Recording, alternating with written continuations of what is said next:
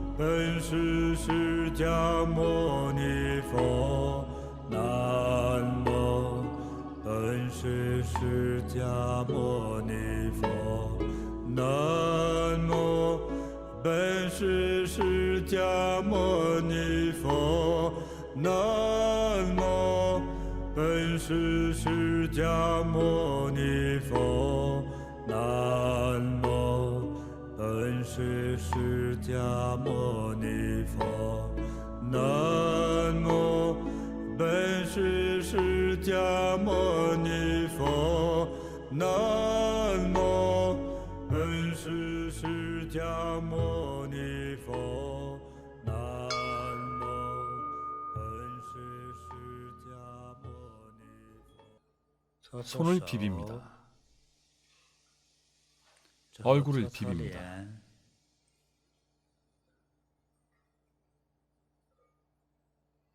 생각합니다. 나는 행복하다. 나는 가장 즐겁다. 어린 시절로 돌아갑니다.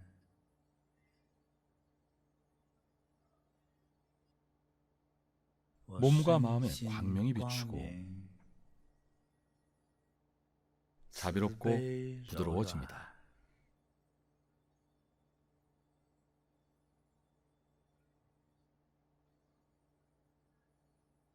허리를 살살 움직여 보세요.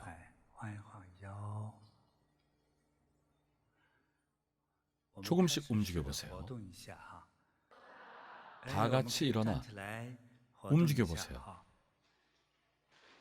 몸을 움직여 보세요. 수행의 길은 실로 힘듭니다. 조금만 바로잡아도 마음속 세상에 변화가 생깁니다. 자비를 품고 광명을 아는 것에서 시작해 마음의 광명, 그리고 몸의 광명으로 건강을 얻습니다. 그러니 자비의 광명이 얼마나 중요하겠습니까? 그래서 경전을 보면 부처님은 달빛과 같이 우리의 몸과 마음을 비추어 밝혀주신다고 했습니다. 이는 어떠한 상태일까요? 자비롭고 부드러우며 밝게 빛나고 보호를 받는 복된 상태입니다. 그러니 이러한 상태에서 효과는 더욱 커집니다. 몸과 마음과 영혼이 맑고 고요하며 밝게 빛나고 투명해집니다. 더 중요한 것은 지혜를 얻기 시작한다는 것입니다. 그리고 방금 염송할 때 아마도 느낌이 있었을 텐데요. 입안에 달짝지근한 느낌을 받으셨나요? 느끼신 분 손 들어보세요. 침맛을 느껴보세요. 남에게 주지 마시고요. 연보를 하고 나니 입안이 달콤해졌습니다. 이건 아주 중요합니다. 지난번에 알려드렸었는데 이걸 뭐라고 했습니까? 감로. 돈 주고도 살 수 없습니다. 감로를 뱉어내서 파는 약방은 없으니까요. 이 감로라는 것은 건강에 좋습니다. 세상에서 가장 좋은 약입니다. 죽어가는 사람도 살릴 수 있습니다. 앞으로 주의하세요. 수행을 한 후 입안에 생기는 감로를 뱉지 마시고 천천히 삼키십시오. 소화기 계통의 질병은 바로 괜찮아집니다. 아주 중요합니다.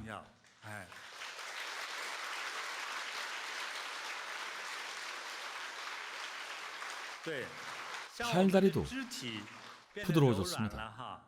예전에 손가락도 뻣뻣했는데 지금은 흔들어 보세요. 부드럽죠? 어깨도 부드러워졌습니다. 왜 그럴까요? 마음이 자비로워져서입니다. 자비로우면 부드러워집니다. 자비로우면 말도 부드러워지고 몸도 부드러워집니다. 부드러워지면 막힘이 없고, 막힘이 없으면 세상도 몸도 모두 건강하고 즐거워집니다. 정말 좋습니다. 여러분, 이제 자리에 앉으십시오. 자비의 부드러움은 좋은 점이 셀 수 없을 정도입니다. 건강은 물론 지혜도 생깁니다. 사업하시는 분들은 사업이 번창합니다. 자비의 부드러움을 갖추면 매력이 생깁니다. 자비의 부드러움을 갖추면 가격 협상도 그리 독하게 하지 않습니다. 남들과 이야기할 때 솔직하고 진실되게 사람들도 믿고 좋아합니다. 자비의 부드러움을 갖춘 사람은 자기장을 뿜습니다. 이 자기장으로 인해 사람들은 여러분 곁에 있고 싶어합니다. 판매원이라면 사람들이 곁에 있고 싶어하니 물건을 많이 팔 수 있습니다. 부자가 될 겁니다. 하지만 마음속에 탐욕을 품어서는 안 됩니다. 연보를 하면 장사가 잘 되겠지. 이러면 안 됩니다. 장사가 잘 되고 말고는 인연에 달린 것입니다. 자비의 마음으로 연보를 하세요. 사업을 할 때에도 마음속으로 늘 염불하고 다란이를 염송하면 좋습니다. 다란이를 염송하면서 간첩처럼 이리저리 눈을 흘려대면 안 됩니다. 그러면 부드러워지는 것이 아니라 경직됩니다. 노리는 것이 많으면 안 됩니다. 자비롭고 부드러운 마음은 저절로 자기장을 강하게 만들어 주변을 끌어당깁니다. 이러한 힘이 강해지면 어떤 일을 하는 사람이든 심지어 집안을 다스림에 있어서도 무한한 매력과 끝없는 감화력을 갖게 돼 모든 일이 잘 풀립니다. 오늘의 본문은 여기서 마치겠습니다. 감사합니다. 다음에 만납시다.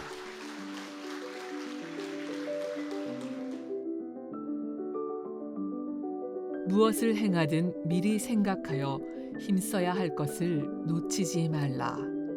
이와 같이 마음을 나날이 닦아서 해야 할 일에 때를 놓치지 말라. 법구경 애신품 12장.